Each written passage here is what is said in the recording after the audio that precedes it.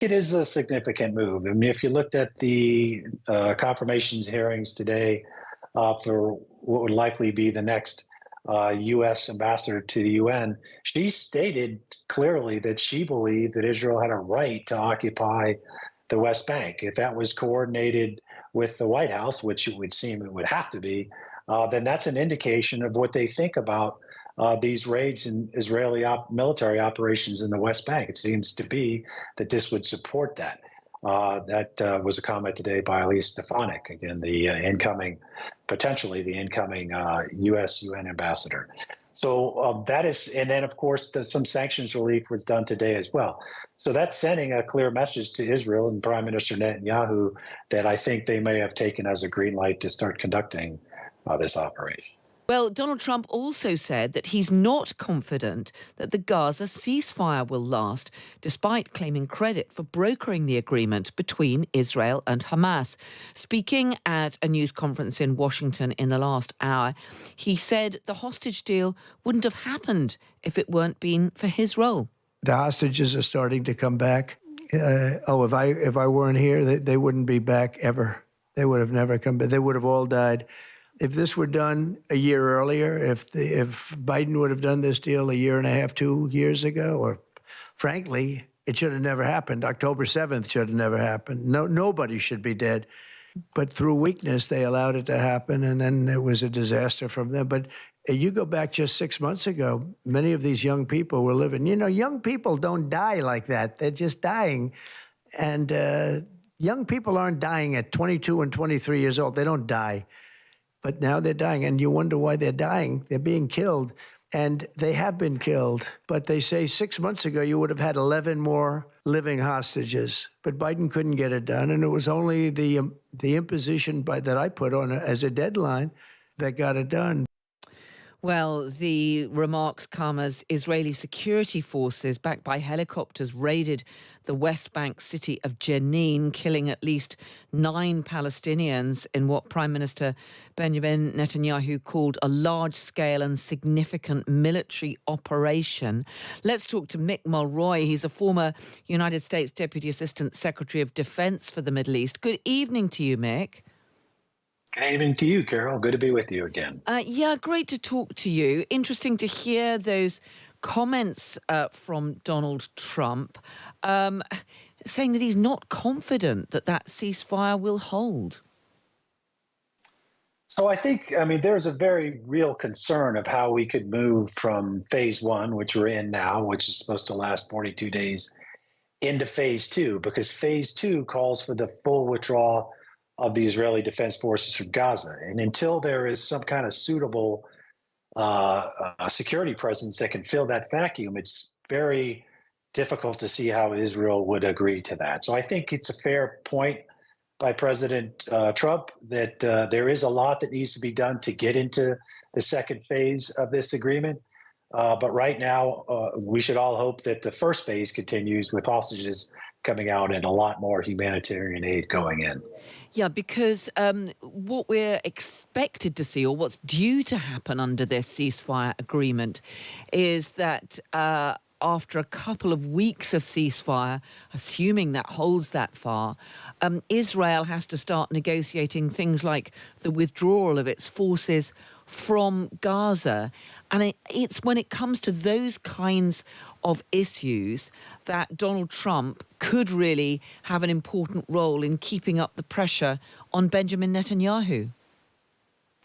Yes, and potentially talking to our Gulf allies, because this is going to require a significant coordinated effort to come up with a suitable replacement for the IDF.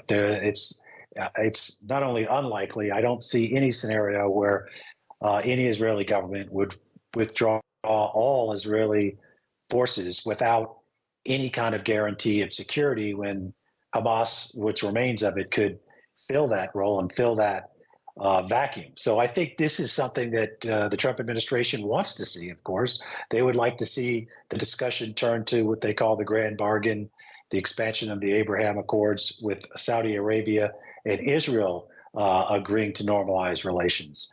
But that's not going to happen if the fighting continues. So there needs to be a collective effort by the international community as well as Israel, of course, to come up with a suitable way forward that allows the IDF to withdraw, that still maintains Israel's security concerns. Yeah, I mean, Donald Trump has talked about how he wants to be seen as a peacemaker, and it does seem as though pressure from Donald Trump, just as he was being inaugurated in the days before that, was significant in getting this deal agreed.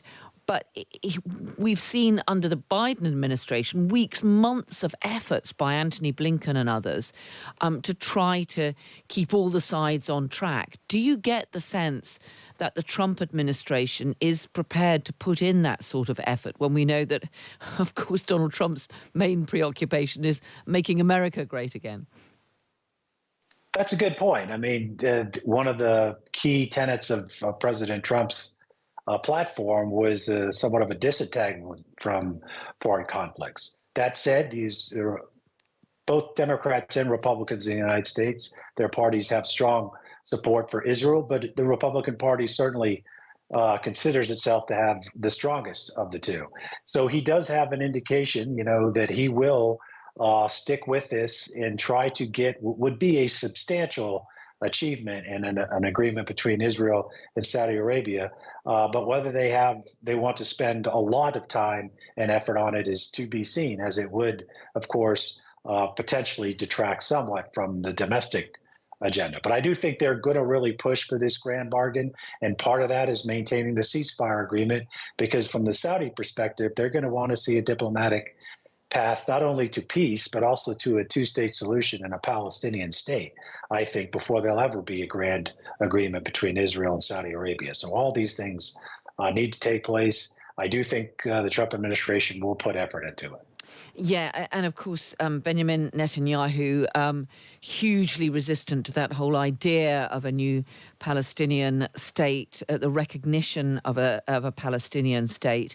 We've seen today this raid by Israeli security forces into the West Bank. At least 9 Palestinians reported dead by the authorities there. The Prime Minister calling this a large-scale and significant military operation.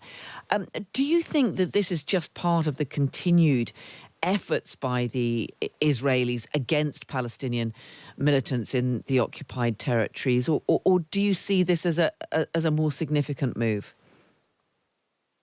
I think it is a significant move. I mean, if you looked at the confirmations hearings today for what would likely be the next U.S. ambassador to the UN, she stated clearly that she believed that Israel had a right to occupy the West Bank. If that was coordinated with the White House, which it would seem it would have to be, then that's an indication of what they think about these raids and Israeli military operations in the West Bank. It seems to be that this would support that. That was a comment today by Elise Stefanik, again, potentially the incoming U.S. UN ambassador. So that is, and then of course some sanctions relief was done today as well. So that's sending a clear message to Israel and Prime Minister Netanyahu that I think they may have taken as a green light to start conducting this operation. Mick Mulroy, former U.S. Deputy Assistant Secretary of Defense for the Middle East. Really good to have you with us. Thank you so much for talking to us. Great talking to you, Carol. James has got in touch on the two-state solution. Firstly, solution's an awful word when it comes to the Jewish people. Two-state solution is impossible, he says. Israel offered it in 1967, the famous 3 no's, 2000, Camp David, 2005, 2008. Israel should annex it all and give some autonomy to the Palestinians. Clearly, there will be others who take a different view. Do get in touch if you'd like to join that conversation. Stay with us all the way here on Times Radio.